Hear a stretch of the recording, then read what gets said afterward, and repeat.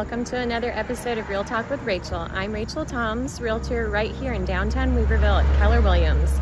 Today, we're going out into the beautiful countryside to meet Dina and Blaze Miller, learn about their business, and meet some of the fine characters on their farm. I can't wait. Let's go. Good morning. I'm here with Dina and Blaze Miller of Ivy Fields Farm. And I'm so excited because we're going to get to tour the farm and meet the animals. But first, I think we're going to learn a little bit more about you guys and what brought you to this area. Do you mind sharing what brought you to our beautiful neck of the woods? Well, we had looked for a sizable property for it took about 7 or 8 years of looking. It was a long process. We had very specific requirements. And we bought this property around 2015. That was good, when it was affordable. That's right, and with the intent of moving up eventually once our boys went off to school. So our boys went off to school, around the time the pandemic started, and that was the plan to move up here. So we moved up here right when things kicked off, and of course our boys had to move up here with us because the colleges shut down. Oh, right, I didn't think about that. Yeah, so we were all 4 up here, and we ended up, the home that we're in right now was not livable at the time. It was, an abandoned home that needed restoration. So we had a big 5th wheel camper, and that's where we all stayed. All 4 of you, and your boys were doing college? Yes. Yeah, our boys were in college. Distance. All day long. Yeah. How did you guys survive? Yeah. Well, it was funny because when we started, the boys had to move up, and they're like, "Well, we need internet." So we called Spectrum, and very fortunately they were able to get very quickly. Within like 2 days, we were hooked up, and so they could do their online classes and all that, and so it was fun though. We had a blast. We did. Yeah. I think we're one of the families where the pandemic and the closeness of proximity actually made us closer as a family. Mm-hmm. So we tried to keep it fun, and interesting. Bringing on the animals really made it interesting and exciting for everyone because it was all new.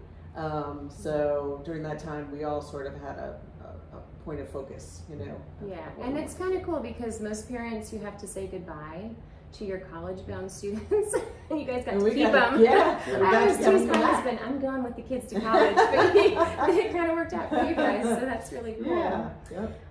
So you guys started to bring on animals. Was that a lifelong dream? Like, what was that about? Kind of a hobby farm, or what was the intent? So we were not from this area. We actually moved out from Atlanta, and we both had fairly high pressure jobs in Atlanta. Our careers were pretty stressful.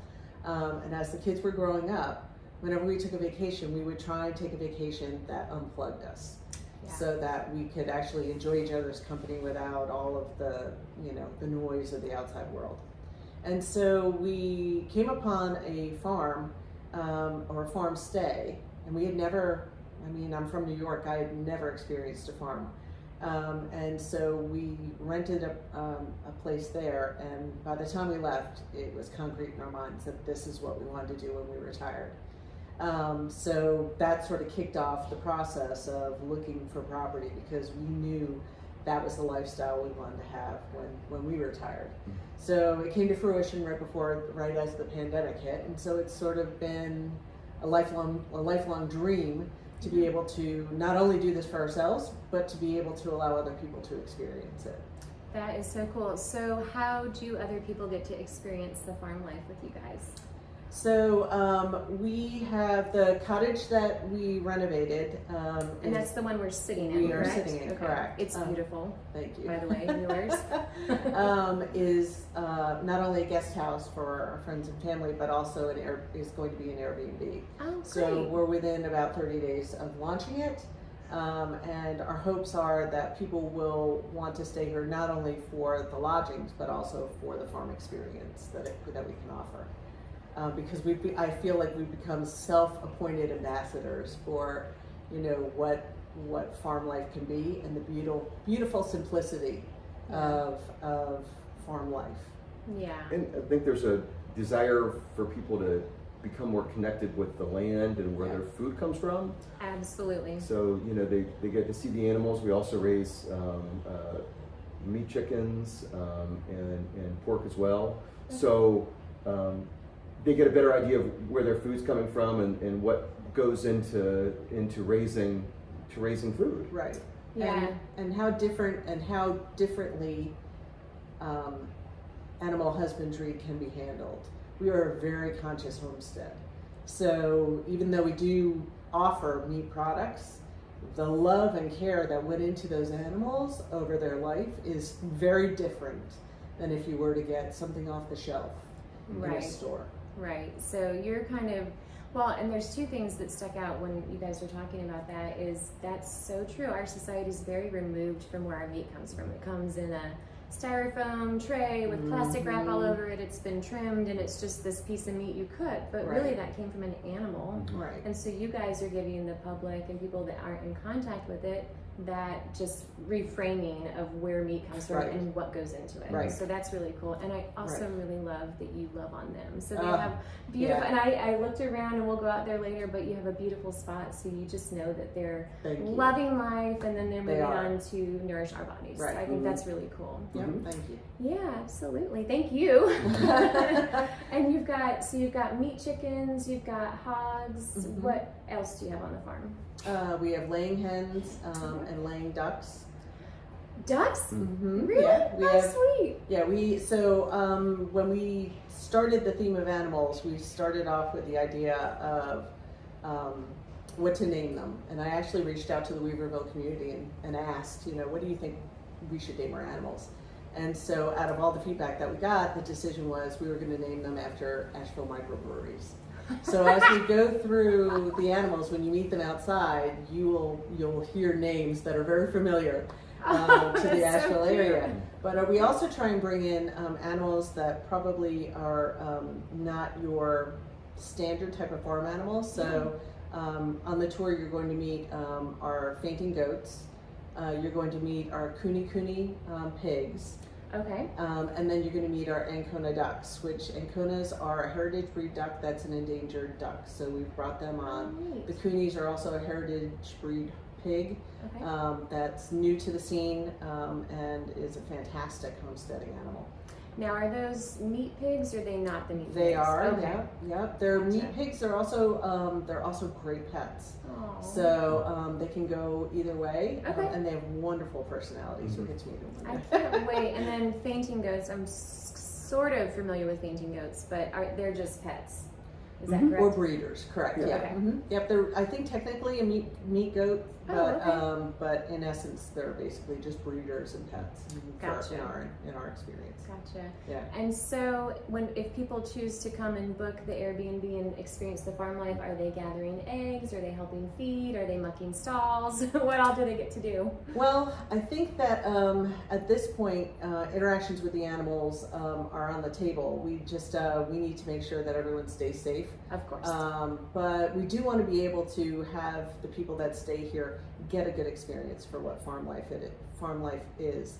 And I think it's very difficult to explain, but I find fewer things or as few things in the world as satisfying as being able to pick a ripe tomato off the vine or pick a ripe apple off the orchard. Yeah. And we actually have 40-year-old apple trees, an apple orchard out here. So we actually have apples that are getting ready to harvest. Or being able to go and see an egg that's just been hatched, It's very fulfilling. So we want people to be able to experience that fulfillment. That is so great because I just can't think of a lot of places where you get to have that type of experience. I mean, here and there, maybe you go into school to pick apples, but out here on the farm, seeing all of it together, that's really cool. Thank you. And where do you sell your products? Do you have people come out to the farm? Do you go to the farmers markets? Yeah, great question. So we are at 2 farmers markets. We're at the Yancey County Farmers Market in Burnsville every Saturday. Okay. We also are a day vendor at the Weaverville Farmers Market. And then another alternative. Is that the Wednesday market? Correct, the Wednesday market. At the community center? Correct. And we're there once a month at this point. Okay. And then if people are interested in any of our pasture-raised poultry or egg products, or soon to launch the pork products, there are other options to be able to come out to the farm and pick it up there. Whatever's most convenient for everyone. Okay.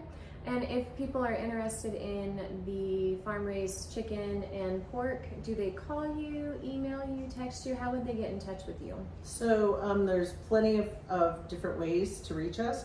We are on Facebook at Ivy Fields Farm.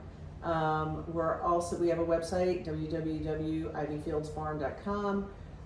And you can also reach us via email. It's ivyfieldsfarmer@gmail.com. Okay. Or you can call us, 678-984-4153. So there's lots of different ways to reach out. 4 modes of communication. So reach out and buy some goodies.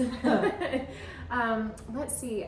I know this isn't your first business, but what is the thing that surprised you guys the most about having the farmstead at where you're living? Was there anything where you were like, oh my gosh, I had no idea that this, that, and the other would happen, or I needed to do this, or? There's so many things we didn't know. Okay. It's true. Yeah. And people would say, well, when you got the Kuni pigs, well, how did you learn? Yeah. You talk with some people, and a lot of stuff you YouTube, and there's a lot of information out on the internet. So True. it's nice, and as far as health, if all of a sudden you see something that maybe it looks like the pigs look like sluggish, or you look to find out, how to you talk to people, and you look on the internet, and so there's a lot of things we didn't know. So and we learned to build all the structures on the property, and just many things. You learn something. You learn many things every day on the farm. There's always something you don't know. There's never a day. It's never dull. You always are learning something. But it's very busy. There's a lot to do. I'm sure. And actually that's a good point. It's not just a product on a shelf. These are live beings. So if somebody's sick, you have to figure out pretty quickly what to do. Do you have a vet on call? I would know. Not just for the pigs and goats, and they really it's minimal. So most of it is up to us. We do our own. We give our own shots. We do all that kind of stuff ourselves. Okay. And you learn about remedies that like we had some chickens that got sick a couple months ago, and we realized that we don't want to give antibiotics. So you realize natural ways of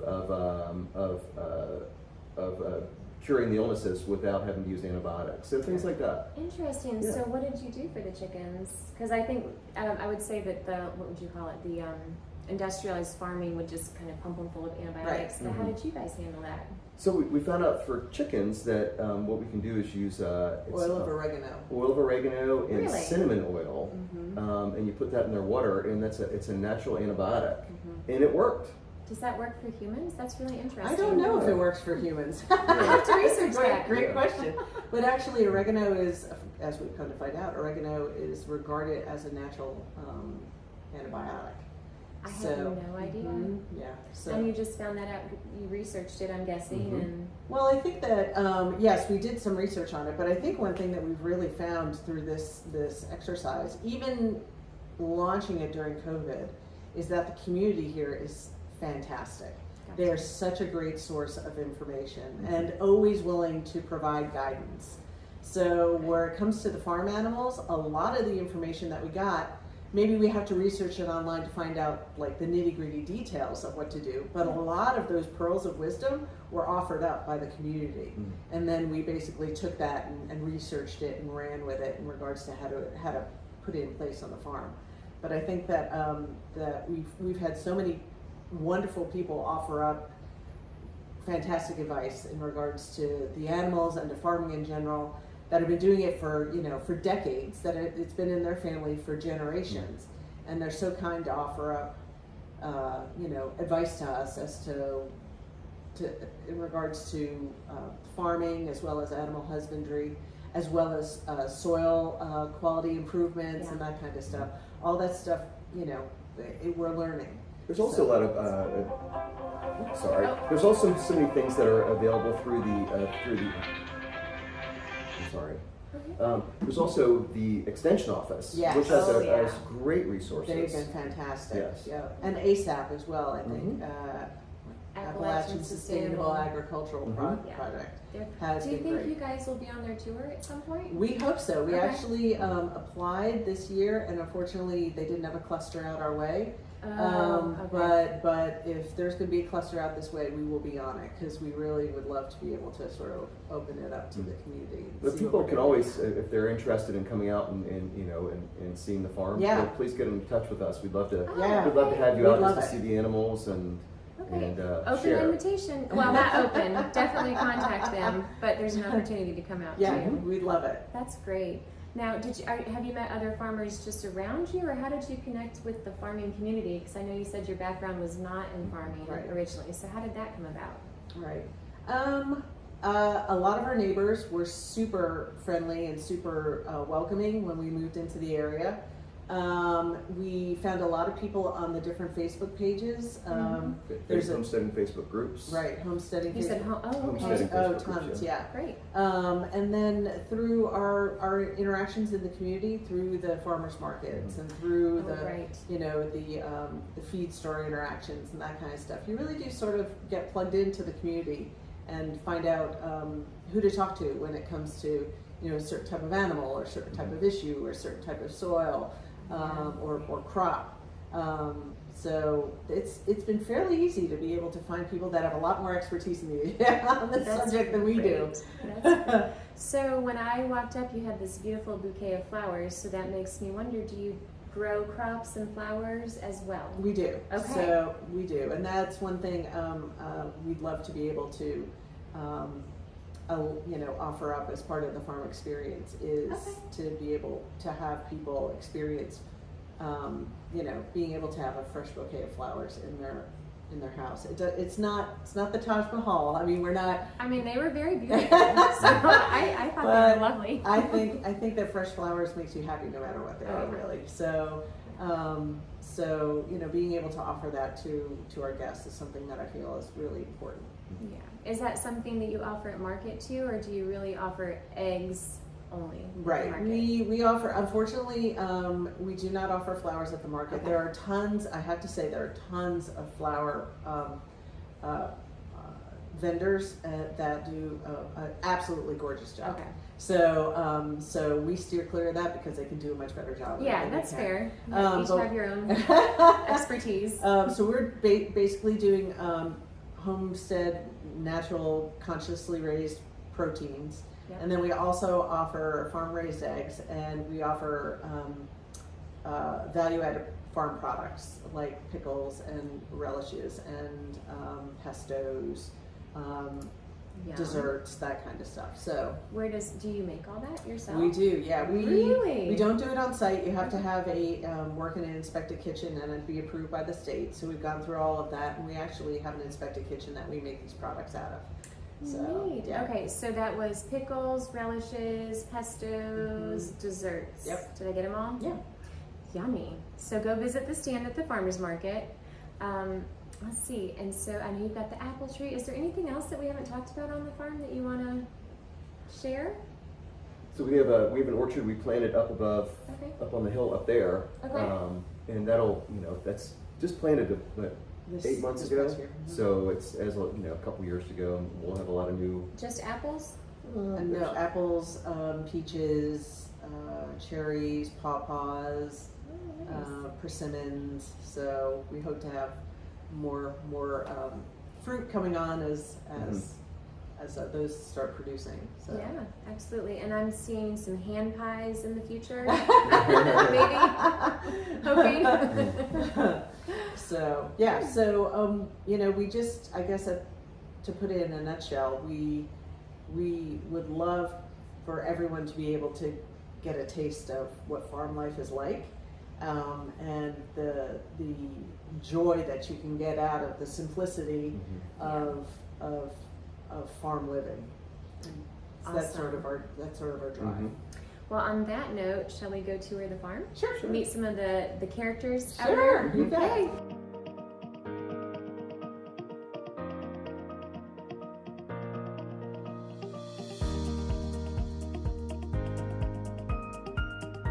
How many goats do you have? 3. There's and to see the mothers getting stiff-legged. That's the fainting goats. So the brown and white one, the dark brown and white one, is the mother of the tan with a little bit of black on it, and then the one that's like the white and light brown, she's a baby from a different mother. So we have the 3, and we hope to breed them this next year. So we'll have little baby goats. Sweet. So did you tell the names, Blaze? No. Okay, so this one, the mother is Sierra Nevada. We call her Sierra. The mottled one, that's her daughter, is Sweeten Creek or Sweeten. And then the one with the white spots is Mead. So, and they all have different fainting indexes. So a fainting index is how easily they'll faint. Okay, but explain why the fainting. Okay. Yeah. So fainting is actually they don't actually faint. What actually it's a genetic disorder that basically causes their extremities to lock up when they're startled. It's muscular. So if they're startled, what happens is their legs will stiffen and they can topple over. So each animal has sort of a different index that where it indicates whether, how readily they are to faint if startled. So the one in the middle has a very low fainting index. She really doesn't faint at all. We've never seen her faint, actually. And she was used as a yoga goat. And we're considering doing goat yoga ourselves. So she's a non-fainting fainter, I guess if you want to call it that. The other two on either side of her have very strong fainting indexes. So if they're startled, they will lock up. So we don't, we got them as fainting goats because you don't have to have the infrastructure, because they don't test fence lines because of their legs. So we can actually keep them on electric fencing, on pasture, on netting. Gotcha. So that was the reason that we got them. But in general, although it happens occasionally when they get startled, we don't tend to do it for a source of entertainment. But they do on occasion startle themselves, and then so do they just fall over? They'll flop over. Yeah, they'll fall over, and then it takes them about 15, 10 or 15 seconds, to loosen up, and then they can stand back up. So it's not like an evolutionary thing where the predators stop chasing them. It's just a genetic defect. Right. It's a genetic defect that supposedly a farmer in Tennessee had goats that he noticed this in late 1800s. And back then it really wasn't so much of a form of entertainment for humans. They would actually use those goats. They bred them forward with that characteristic, and they would use them in their prize herds as a sacrificial animal. If there was coyotes, they would get these fainting goats as opposed to their best goats. And then at some point it became sort of an anomaly or an entertainment for humans, a novelty. And the fact that they won't test fences, they're much easier to keep. Well, yeah. Because goats, I hear, are pretty rambunctious. You can have 6-foot fences, and they'll find a way of getting out. These it's just a 36-inch fence, and they've never tried to get out. That is actually really pretty cool, because what I've heard about goats is you can't contain them. That's true. These goats you can, but most goats are very difficult to keep. In fence lines. When we were looking for property, there was a farmer that we met who asked us if we were getting goats. He had cattle. And we said, well, we haven't really decided. And he said, the thing about cattle is they'll walk up to a fence and go, oh, it's a fence. We better turn around. He said, but a goat will walk up to that fence and say, it's a fence. How can I get around it or over it? So they're known to be escape artists. But this breed, because they don't trust their legs, very easy to manage. So, and we just rotate the pasture, so they're always on new pasture, and often we'll just let them out because they don't run because of their the disorder. So they're easy to keep because they hang around. They don't tend to run. Are they avid grazers? Could you use them to clear places or not? These goats, the fainting goats, they tend to be smaller and not as aggressive in chewing down grass and brush and things like that.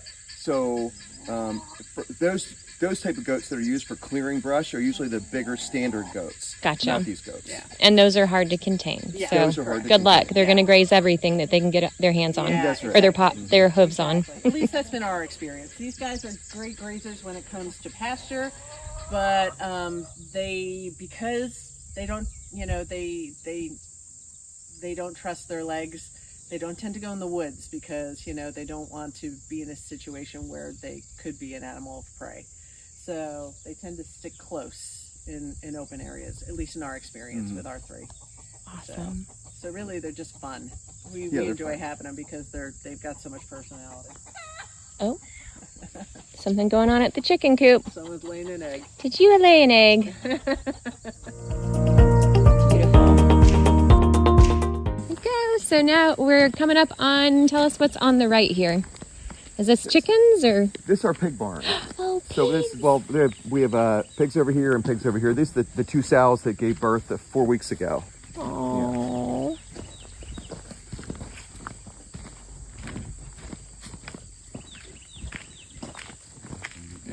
Oh, I hear him. Here, he'll let them out. Okay. Let's go get some food for the females first. So the breed of pork or pigs that we raise are called Cooney-Coonies. And Cooney-Coonies are a fantastic breed. They are fairly new to the Americas. They were imported from New Zealand and Britain in the mid-80s. And their name comes from the New Zealand Aboriginal people's term for short and round. So, and you will see that they earn their name, let me tell you. So they are super sweet animals. A lot of people are a little frightened of pigs. These are so dog-like, it's crazy. In fact, they've taken the role over as a pet from the potbelly pig. So they're fantastic pets. They're also fantastic on homesteads because they do not root, they graze.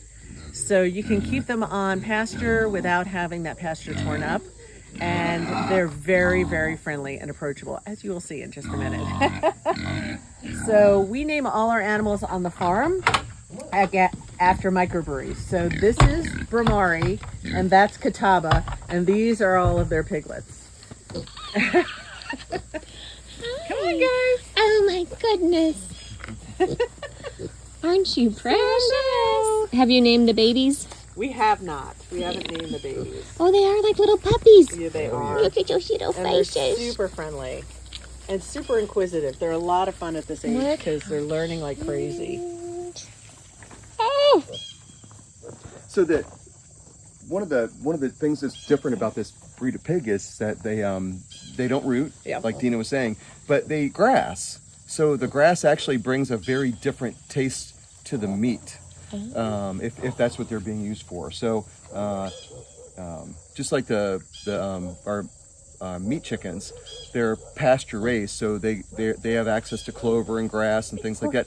And we have people tell us that that the taste of our chicken is so much different and so much better than what you would ever get in the store, that they've been ruined. They could never go to the store and buy chicken again. So very interesting. Yeah. All right, let me zoom in on these babies. They are so cute. Oh, and who's this? That's one of our layers. Is she coming to say hi? She's coming. She wants the food. Oh, okay. I thought she was being friendly with the piglets. No. Gosh, they're cute. Thank you. I can't And see then it. the other pigs over in there, that's our males. And we have Zebulon, who's the ginger one, or Zeb for short. Zebby! Piggy piggies! And Oscar Blues, who is the, or Oscar for short, is the mottled color one. And who is this lovely This black is one? Hazel. This is which was the name. It was a microbrewery, from what I understand, in like Hendersonville way back in the day. So this is Hazel, and she is a senior sow, but they all get along great. Super sweet.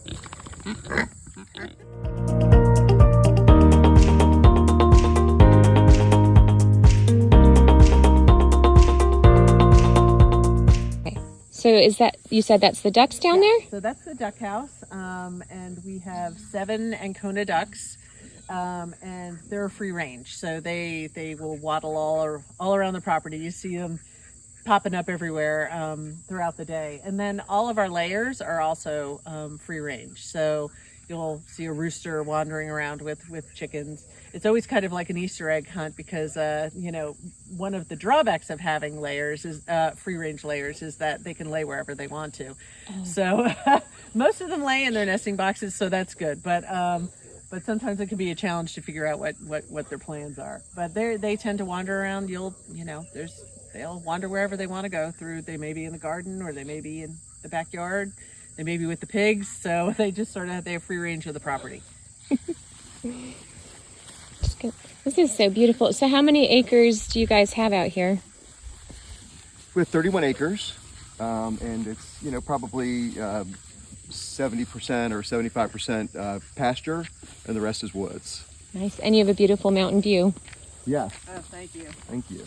Yeah, we tend to tell our weather based on those mountains. So, Oh, I bet. You see it coming over the mountain. Yep. If it's clouds coming over the mountain, we know that's what we're getting next. So.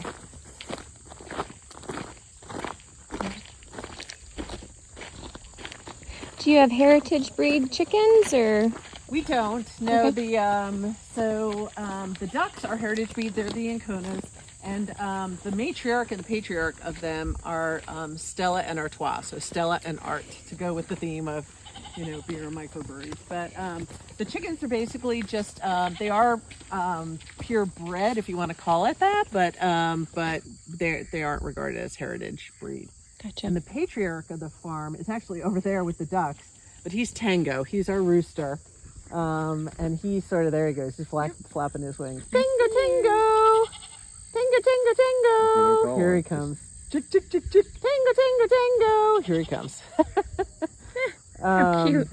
And he sort of keeps things kumbaya on the farm. He does a really good job. Very chill rooster. We're very lucky to have him. That's good. Not all roosters are chill. Yeah, that is very He was true. handled a lot when he was young. Yeah, so. Good. for sure. He's a pretty boy. I don't He know is. can't tell from this video, but he is a pretty boy. He's very Oh, he'll handsome. come up.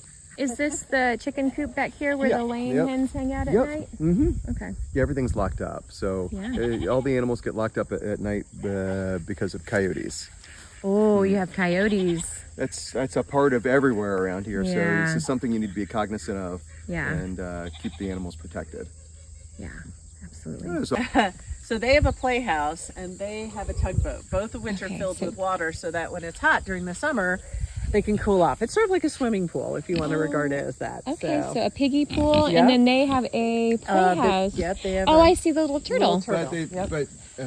they prefer to have a big mud hole is what they prefer. Right. So actually there's a wallow next to it, which is, maybe 10 inches deep, but they go in there and just lie in it to get muddy and cool off. Yeah. Yep. And you said, so they can't sweat. That's so Correct. interesting. It's the only way for a pig to cool down. That's why you pick, nothing better than a pig in mud, or happier than a pig in mud.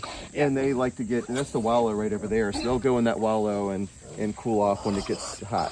They're duking it Oh, out I for see it. Yep. And these are mama. So that's Catawba and Vermari.